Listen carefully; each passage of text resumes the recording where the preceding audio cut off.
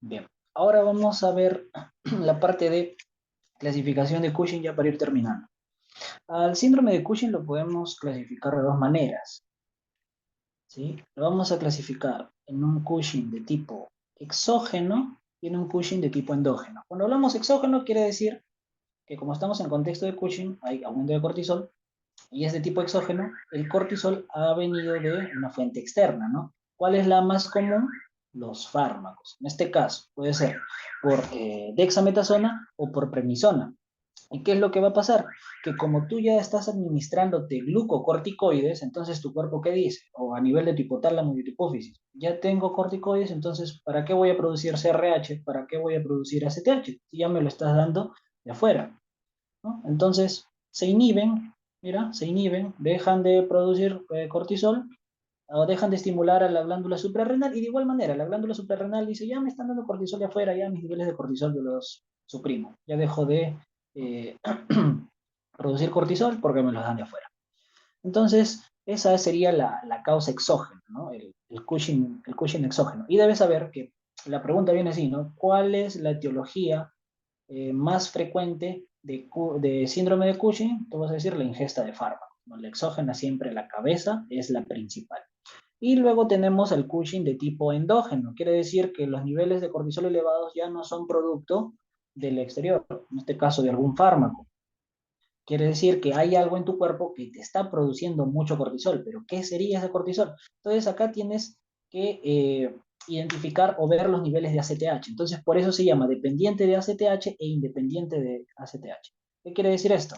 Que por ejemplo, si es dependiente de ACTH, o sea, depende del ACTH que tengas mucho cortisol. O sea, tu ACTH tiene la culpa. Por eso tú estás molesto con la ACTH. Porque por culpa de ella tú tienes mucho cortisol. Ahí está. Por culpa de ACTH tienes mucho cortisol. ¿En qué caso vas a ver esto? Por ejemplo, si hay mucha ACTH, puede ser que tengas, por ejemplo, aquí un problema a nivel de la hipófisis. ¿Y cuál es ese problema a nivel de la hipófisis? Este acá, la enfermedad de Cushing. La enfermedad de Cushing es distinto del síndrome de Cushing. Y bueno, acá tienes algunas definiciones. Hipercortisolismo, ya sabes, exceso de cortisol o glucocorticoides en sangre. El síndrome de Cushing es la clínica que te da por ese hipercortisolismo y la enfermedad de Cushing es la clínica que te da por hipercortisolismo, pero que esta secreción o esta sobreproducción de cortisol se deba por un tumor a nivel de la hipófisis. Acá está, por un adenoma hipofisiario. Obviamente que sea secretor de hormona adrenocorticotrópica. Entonces, eso es la enfermedad de Cushing.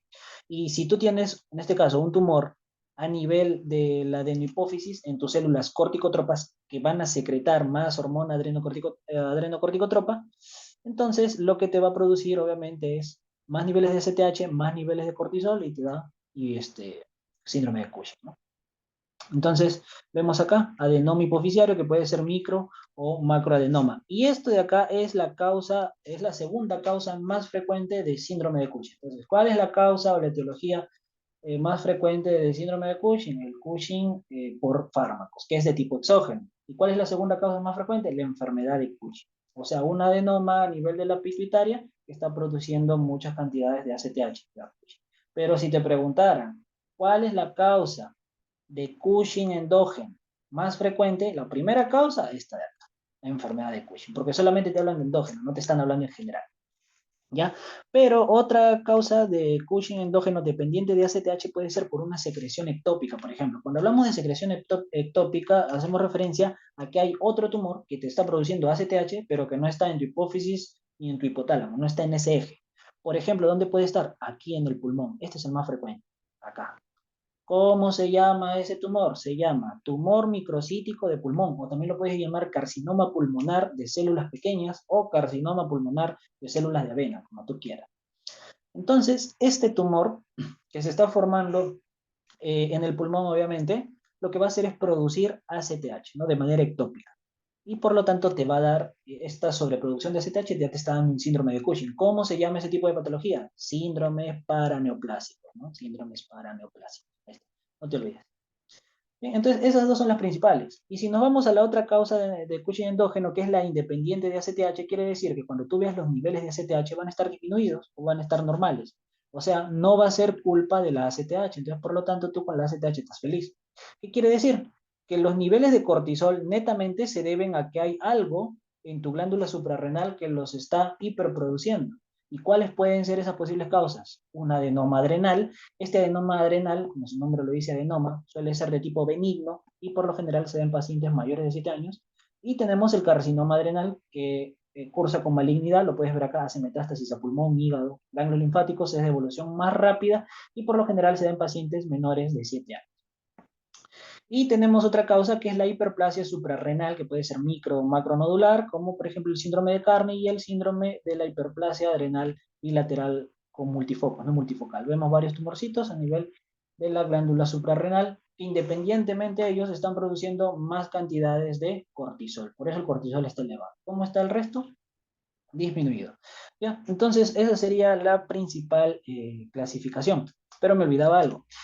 Si ves que la ACTH está elevada y es por un adenoma pituitario, o sea, el problema está acá, es ajeno a la glándula suprarrenal, esto es un Cushing de tipo secundario. Por eso a los dependientes de ACTH se le conoce como Cushing secundario. Y cuando es independiente de ACTH, o sea, acá no está, no tiene la culpa, acá tampoco, los niveles están disminuidos a normales, y es el cortisol, o mejor dicho, es la glándula propia que produce el cortisol, la que está comprometida, es un Cushing de tipo primario, ¿no? Y es igual para toda patología endocrina. Se va a decir patología primaria cuando esté comprometida la glándula secretora de la hormona en cuestión. Y va a ser secundaria cuando subes un nivel. Hipófisis, y va a ser terciaria cuando subes a otro nivel, hipotálamo. Pero hay otras que llaman secundaria a hipófisis e hipotálamo. ¿Sí? Y eso es otro tema. Bien, entonces ya tenemos cómo se clasifica. Y vamos a ver ahora la última parte que vendría a ser la parte de diagnóstico y también, bueno, acá me parece que dice manifestaciones, sí, acá dice manifestaciones clínicas, acá está mal, es la parte de tratamiento, perdón, de diagnóstico y de tratamiento.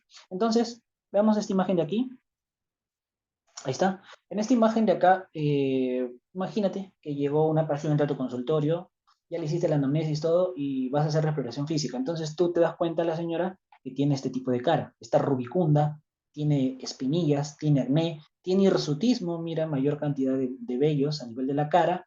Y pues ves, ¿no?, la pletra facial y que está bastante redondita. Entonces tú dices, esta es una fase de luna llena, ¿no? Una fase cuchinoidea. Ya te estás orientando por ahí más o menos y le dices, a ver señora, voy a explorarle el tórax, ¿no? El abdomen, por favor, retires el polo. Bueno, esta es una imagen de un varón, ¿no?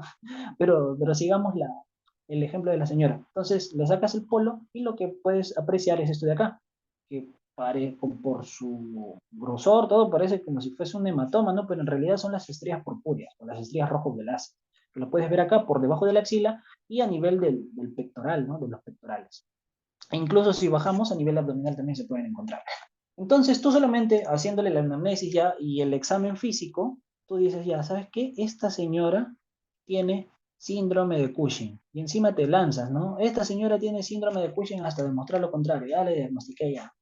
Así de frente. Entonces, pero ojo, ese es tu diagnóstico clínico, nada más. Esa es la clínica. Entonces, ¿qué es lo que tiene que ocurrir acá? Una vez que tú ya clínicamente, entre comillas, diagnosticaste síndrome de Cushing, ya lo tienes con toda la clínica del Cushing, el siguiente paso que viene es diagnosticarlo, pero con bioquímica.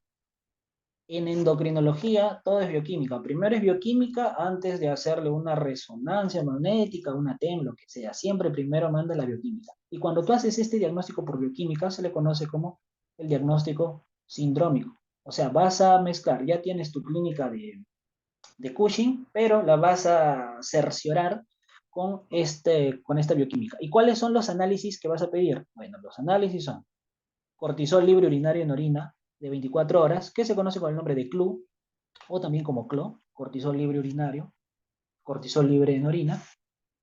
Puede ser cortisol en saliva a las 00 horas, dicen, ¿no? Pero en realidad vamos a ponerle a las 11 p. O sea, a las 23 horas, mejor. Ya, nos detenemos acá para explicar una por una. Cortisol libre urinario en orina, es fácil, ¿no? La señora va a recolectar su orina durante 24 horas y luego al día siguiente lo va a llevar al laboratorio, al hospital, y le van a medir el cortisol en la orina, ¿no? El cortisol en saliva también se llama como cortisol salival nocturno. Este test se hace a las 11 de la noche. ¿En qué consiste? Máximo, la señora debe cenar máximo a las 9 p.m. ¿Por qué? Porque una vez que cena, o sea, lo mejor es que sea a las 8, una vez después de cenar tiene que tener una correcta higiene bucal, ¿no? Se lava los dientes, le pasa el hilo dental, todo, y pasada 2 horas, a las 11 p.m. ya con la boca lista, y antes, con la boca lista, con la boca limpia y ya lista para irse a dormir, va a coger un tubito de ensayo y va a producir saliva y la va a almacenar en ese tubito de ensayo, ¿no? Almacena. Una vez que la almacena, al día siguiente, de igual manera, la manda al laboratorio y pues se mide el cortisol en saliva, ¿no? En este caso de la noche.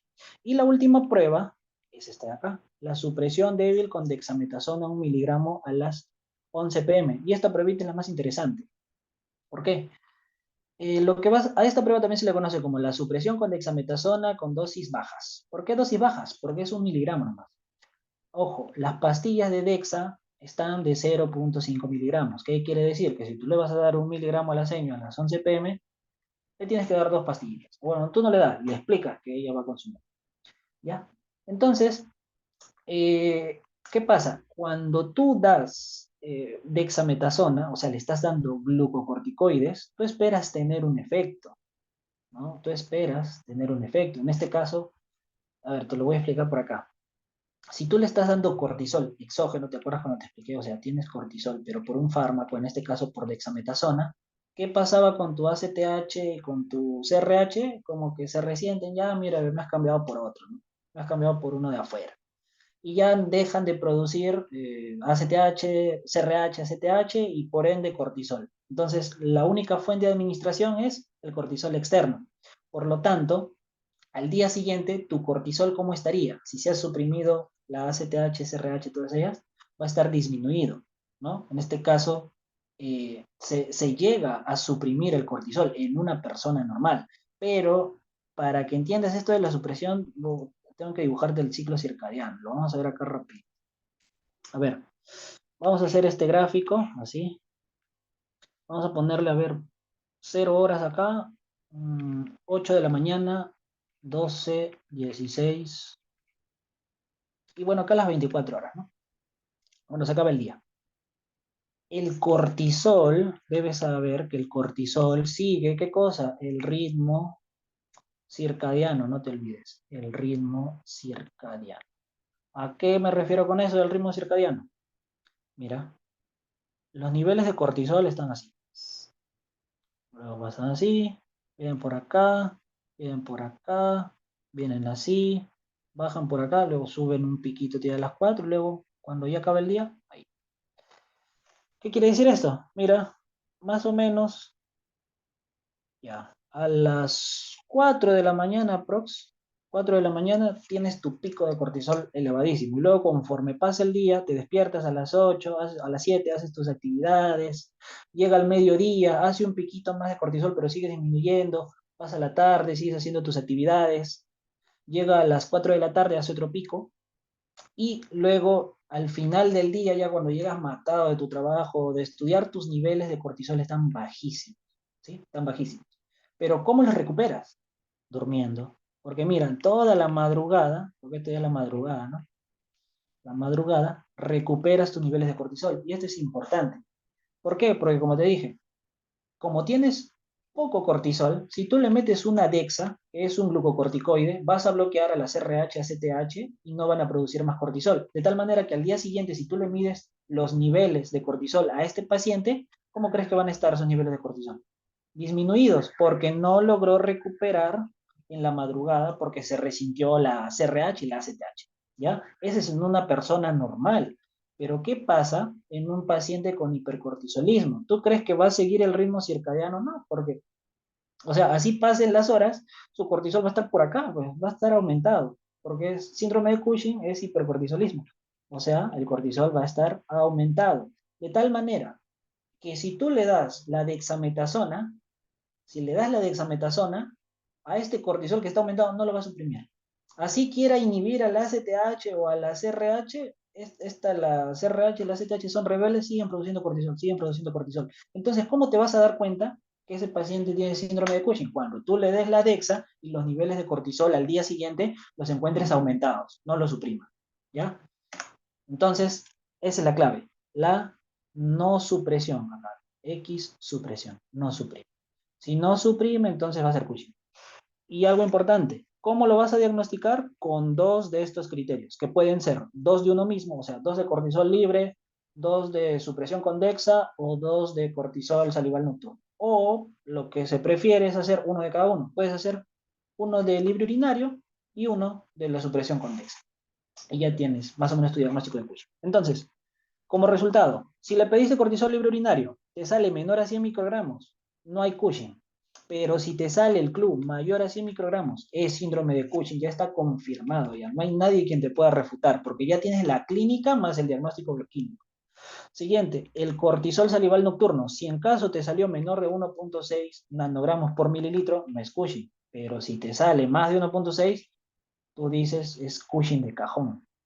Y la última, si suprimiste Condexa, le diste sus dos pastillitas de 0.5 y ves que al día siguiente los niveles de cortisol sí se han suprimido, o sea, siguen bajos, quiere decir que no tiene Cushing, ¿no? Porque pues se resintió su CRH y su ACTH, no hay Cushing. Pero si encuentras el cortisol en plasma que está elevado, ya, la DEXA no lo suprimió, quiere decir que la CRH y la ACTH siguen rebeldes, siguen produciendo. ¿Esto qué es? Es un síndrome de Cushing recontra confirmado. Ya tienes tu diagnóstico ahí. Entonces, ya diagnosticaste Cushing, ¿qué es lo que te falta? Ya tuviste tu diagnóstico sindrómico, pero ¿qué te falta? ¿Sabes qué? Yo quiero saber cuál es la etiología, el diagnóstico etiológico. O sea, sé que tiene Cushing, pero no sé qué es lo que me está produciendo esos niveles altos de cortisol. Entonces, eso es lo que yo quiero indagar. Y para indagar eso, ahora lo que le voy a pedir es esta pruebita de acá, la prueba de ACTH en plasma, ACTH plasmática. ¿Y qué es lo que esperas encontrar? Si tú le mides la ACTH plasmática y te sale baja, o sea, menor de 5 picogramos por mililitro, tú vas a decir que es un síndrome de Cushing ACTH independiente. Y si ves que la ACTH te salió alta, o sea, más de 15 o más de 20 picogramos por mililitro, dices que es un Cushing ACTH independiente. ¿Cómo así? No entiendo. Acá. Razonemos. Si te salió baja, quiere decir que tu ACTH está baja, pero como estás en Cushing, ¿cómo sigue el cortisol? El cortisol está elevado. Ya, yo ya he visto esto. Tengo cortisol elevado, pero mi ACTH no tiene la culpa. Ya, ¿qué quiere decir? Que hay un problema ¿en dónde? En la misma glándula suprarrenal. ¿Y cuáles pueden ser las posibles causas? Un adenoma adrenal, que es en mayores de 7 años, o un carcinoma adrenal. Cualquiera de esas dos etiologías. ¿Por qué se dice que es independiente? Porque no depende del ACTH porque te salió baja. ¿Dónde está el problema? Solamente en la médula porque los niveles de cortisol están disparados. Y ya lo viste. Es sencillo, pero también hay otro escenario en los cuales vas a tener ACTH baja. Por ejemplo, si el paciente consume fármacos, prednisona o misma dexametasona. Si consume fármacos, ¿cómo va a estar los niveles de cortisol? Obviamente van a estar elevados, pero los niveles de cortisol, ¿te acuerdas en la imagen anterior que producía la glándula suprarrenal disminuidos? ¿Cómo está la ACTH disminuida? ¿Cómo está la CRH disminuida? Entonces, en ACTH baja también puede ser por fármacos, pero ahora viene la pregunta, ¿cómo diferencio si es por fármaco o si es algún adenoma? Fácil. Anamnesis, nada más, y esto se hace al inicio. Esto debió ponerse al inicio, con la anamnesis. Señora, ¿usted está consumiendo fármacos como por ejemplo prednisona, algún glucocorticoide? No, doctor, no estoy consumiendo. Ya. Tu etiología, tu causa, si te salió ACTH baja, es un adenoma adrenal o un carcinoma adrenal. Para el caso de la señora, si hablamos de estas patologías, de tumores, puede ser un adenoma, ¿no? Porque es mayor a así. Y nos vamos al otro extremo, que es la ACTH alta. Razonémoslo de igual manera. Tengo mucha ACTH y por lo tanto, como estoy en Cushing, tengo mucho cortisol. Ya. Mis niveles elevados de cortisol se deben se deben producto a que tengo mucha ACTH. Dependen de la ACTH. O sea, mi ACTH tiene la culpa, que es cuando tú estabas molesto con la ACTH. Quiere decir que si tengo mucha ACTH hay un problema secundario. Puede ser, acá lo vamos a poner, el adenoma hipoficiario o ¿qué más era? El ectópico, el carcinoma pulmonar microcítico o carcinoma pulmonar de células pequeñas. Cualquiera de esas dos causas te puede dar un síndrome, una ACTH alta, ¿no? Un síndrome de Cushing ACTH dependiente. Y acá, para diferenciar cuál me da cuál, no es tan fácil como para los fármacos y la parte de los tumores adrenales, ¿no? Que con una simple anamnesis ya distinguiste cuál es. Acá tiene que entrar otro tipo de test. En este caso vas a hacer la otra. Si ya tuvimos la supresión débil con dosis baja de dexametasona, aquí aplicas la supresión con dexametasona con dosis altas. Ahí está. Supresión con dexa a dosis altas. ¿Cuáles son estas dosis altas? 8 miligramos de dexametasona. O sea, le estás bombardeando con un montón de glucocorticoides. Pero muchas veces los pacientes no toleran 8 miligramos. Entonces, ¿qué sueles hacer? 2 miligramos cada 6 horas en 2 días. Pero para este caso vamos a imaginar que es un paciente rumor. O sea, toma los 8 miligramos y con pana, no pasa nada.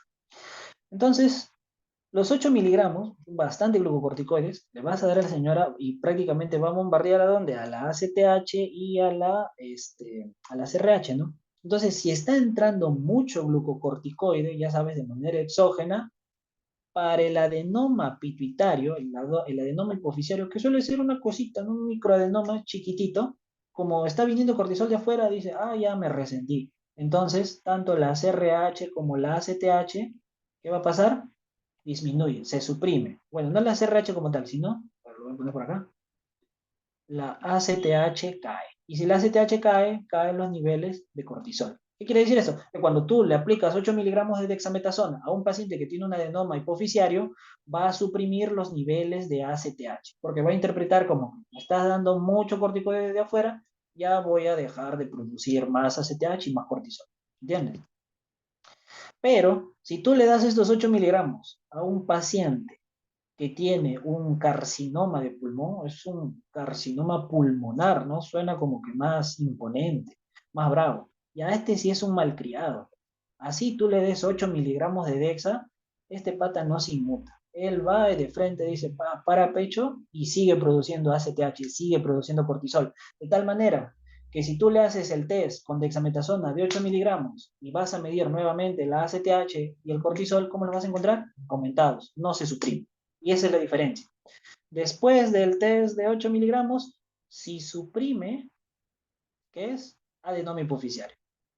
Pero si no suprime, es porque es un tumor más bravo. ¿Cuál? El carcinoma pulmonar microcítico o de células pequeñas de células en avena. Ahí está la explicación. Y de esa manera ya identificaste tu sindrómico y tu etiológico. Ya sabes cuál es la causa. ¿Qué es lo que te falta ya para darle una última confirmada? El diagnóstico de localización. Esto se hace con imágenes. TEM, resonancia magnética nuclear. Es el último paso. ¿Ves? Al final se piden las imágenes. Primero siempre manda la bioquímica. Ya está. Entonces acabamos esta parte de diagnóstico. Ahora pasamos a la última. Lo voy a poner por acá nomás, rapidito. El tratamiento. El tratamiento es sencillito, ¿eh? Bien huevo es. ¿Por qué? Imagínate que sea un Cushing por fármaco. ¿Cuál va a ser el tratamiento? Señora, ya deje de consumir corticoides, deje de consumir prednisona, deje de automedicarse prednisona. Así le dices.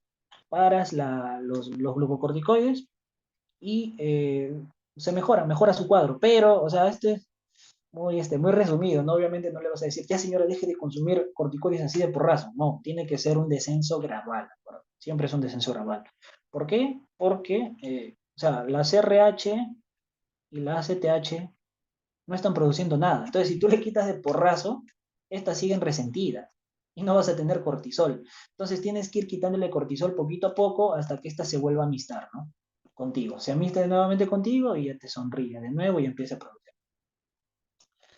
Ahora, ¿qué pasaría, por ejemplo, si tienes una adenoma adrenal? Facilito, suprarrenalectomía. O ya, si no una suprarrenalectomía, extirpación de ese adenoma chiquitito si no ha llegado a comprometer toda la glándula suprarrenal, ¿no? Suprarrenalectomía. Suprarrenalectomía para acá. ¿Qué pasa, por ejemplo, si es un adenoma? A ver, lo voy a resaltar para no confundir. ¿Qué pasa, por ejemplo, si es un adenoma hipoficiario? Secretor de ACTH. Sencillo. Cirugía transesfenoidal, llegas hasta la hipófisis, ahí el neurocirujano, ¿no? Y le saca el tumor, ya está resuelto. ¿Qué pasa si es un ectópico? Carcinoma pulmonar, por ejemplo. Ya, pues el cirujano que se encargue de operar tumores de pulmón lo extirpa y ya, ¿no? Nada más, entonces es fácil, bueno, hablando quirúrgicamente, para el manejo de estos pacientes. Pero existe un tratamiento que es el tratamiento médico. Y de todos los fármacos que he llegado a leer, el que voy a colocarles acá es el ketoconazol. Ketoconazol. ¿Por qué coloco el ketoconazol? Tú has escuchado seguro ketoconazol en un shampoo, tal vez, ¿no? En un anticaspa, no sé, en el Head and Shoulders, ahí te dice, ¿no? Champú anticaspa con ketoconazol, ¿no? Ya sabes, el ketoconazol es un antifúngico, entre comillas, ¿no? Pero su principal función no es ser antifúngico, su principal función es esta. Lo voy a poner de negro. Esta es su principal función. Acá actúa el ketoconazol. Quiere decir que inhibe a esta enzima y por lo tanto impide el paso de 11-desoxicortisol a cortisol. O sea, no permite que produzcas cortisol. Se puede dar tiempo, puedes tener un montón de colesterol, pero el ketoconazol bloquea este nivel, de tal manera que nunca vas a tener cortisol. Esa es su principal función. Por ello, el ketoconazol está mal como antifúngico. Imagínate, no sé, que una señora tenga un honguito en su pie o ya tenga bastante hongo, no sé, tenga caspa, y se vaya a la farmacia y le diga, ¿no? Señor farmacéutico, tengo hongos, mi vecina me ha dicho que el ketoconazol es bueno. Ah, sí, sí, y le da, no sé, 28 tabletas para 28 días, ¿no? Y se empieza a automedicar con ketoconazol. La señora piensa que es un antifúngico y le va a pasar su hongo. Claro, es un antifúngico, ¿no? Va a mejorar, pero ¿qué va a bloquear? Va a bloquear esto, va a bloquear esta vía. Y en vez de tener hipercortisolismo, ¿qué le va a llevar? A un hipocortisolismo. ¿Y a esto cómo se le conoce? Como síndrome de Addison, enfermedad de Addison. Una insuficiencia suprarrenal. Puede llegar a ocasionar eso. Por eso es importante que el ketoconazol lo manejes con cuidado. Si en este caso vas a tratar una patología de hongo, no des ketoconazol, da otra cosa. ¿Ya? Se prefiere, eso también te menciona la literatura, ¿no? No des ketoconazol, mejor otro antifúngico por ahí. Este principalmente para tratar, en este caso, síndrome de Cushing, los excesos de cortisol. Y bueno, ahí acabaría finalmente ya toda la exposición, ¿no? Muchas gracias.